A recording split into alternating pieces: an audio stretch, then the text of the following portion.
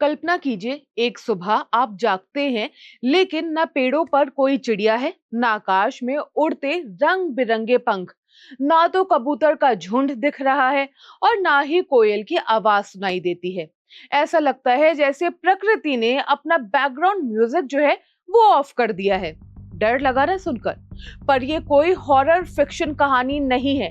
ये एक reality check है जिसके लिए दुनिया के टॉप साइंटिस्ट अब चेतावनी दे रहे हैं। रिसर्चर्स ने पाया है कि हाल के क्लाइमेट चेंज की वजह से 500 से ज्यादा बर्ड स्पीसीज आने वाले कुछ सालों में खत्म होने की कगार पर हैं। क्या है ये रिसर्च, कौन कौन सी बर्ड स्पीसीज हैं रिसर्च में और क्या क्या बताया गया है, यही सब बताएंगे आज के इस न्यूज रिपोर्ट में। तो यूनिवर्सिटी ऑफ रीडिंग के रिसर्चर्स ने nature ecology and evolution journal में एक ऐसी रिसर्च पब्लिश की है जो हमें झटका देने के लिए काफी है। रिसर्च कहती है कि अगले 100 सालों में लगभग 500 से ज्यादा पक्षियों की प्रजातियां यानी कि स्पीसीज धरती से हमेशा के लिए गायब हो सकती हैं। और ये नंबर्स कोई छोटे मोटे नहीं है। पिछले 500 सालों में जितनी बर्ड्स की स्पीसीज ऑफिशियली एक्सटिंक्ट हुई हैं, उससे 3 गुना ज्यादा प्रजातियां सिर्फ अगले 100 सालों में खत्म हो सकती हैं। अब सवाल आता है कि ऐसा क्यों हो रहा है, तो इसका जवाब है क्लाइमेट चेंज और हैबिटेट लॉस। जब जंगल कटते हैं, जब नदियों को मोड़ दिया जाता है, उन पर डैम्स बना दिए जाते हैं, जब शहरों की चादर प्रकृति पर बिछा दी जाती है, तो सबसे पहला नुकसान प्रकृति के इन मासूम जंतुओं को होता है। पक्षी जो पॉलिनेशन से लेकर सीड डिस्पर्सल तक नेचर के हर साइकिल का हिस्सा है, उनका घर हम छीन रहे हैं। इस स्टडी में कुछ खास बर्ड स्पीसीज का भी जिक्र हुआ है, जैसे bare necked umbrella bird, helmeted hornbill और येलो बेलिड सनबर्ड।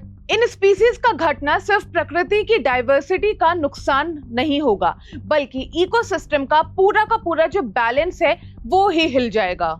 ये सोचना आसान है कि अगर हम अभी जंगल काटना बंद कर दें, हंटिंग पे रोक लगा दें और क्लाइमेट चेंज को कंट्रोल कर लें तो सब ठीक हो जाएगा। लेकिन रिसर्च ये कह रही है कि ये भी काफी नहीं है। कई बर्ड स्पीसीज इतनी बुरी हालत में पहुंच चुकी हैं कि अब उन्हें बचाने के लिए स्पेशल रिकवरी प्रोग्राम्स जैसे कैप्टिव ब्रीडिंग और हैबिटेट रिस्टोरेशन जरूरी हो गया है। फिलहाल इस रिसर्च के लीड ऑथर कैरी स्टीवर्ट हैं। ये यूनिवर्सिटी ऑफ रीडिंग्स में एक पीएचडी स्टूडेंट है।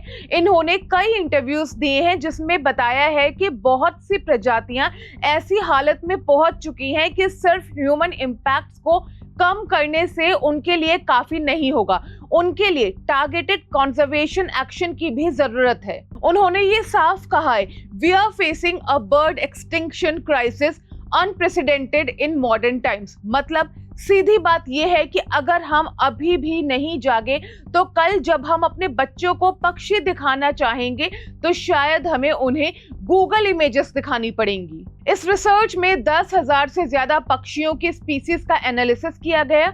रिसर्च में पता चला कि बड़े साइज के पक्षी शिकार और क्लाइमेट चेंज के लिए ज्यादा वल्नरेबल होते हैं और जिन पक्षियों के पंख ज्यादा चौड़े होते हैं उनके घर यानी कि जंगल का कटना उनके लिए सबसे बड़ी प्रॉब्लम है। प्रोफेसर मैनुएला गोंजालेस सुरेज जो इस स्टडी की सीनियर ऑथर है, उनका मानना है कि सिर्फ थ्रेट्स को कम करना इनफ नहीं है। इस स्टडी में आगे ये भी पाया गया है कि 250 से 300 ऐसी स्पीसीज हैं जिन्हें इमीडिएट इंटेंसिव कंजर्वेशन की जरूरत है, जैसे कि कैप्टिव ब्रीडिंग प्रोग्राम या हैबिटेट रिस्टोरेशन। अब यहाँ पर आपका ये जानना बेहद ही जरूरी है कि हमें इससे इतना फर्क क्यों पड़ रहा है और हमें इतना फर्क पड़ना क्यों जरूरी है।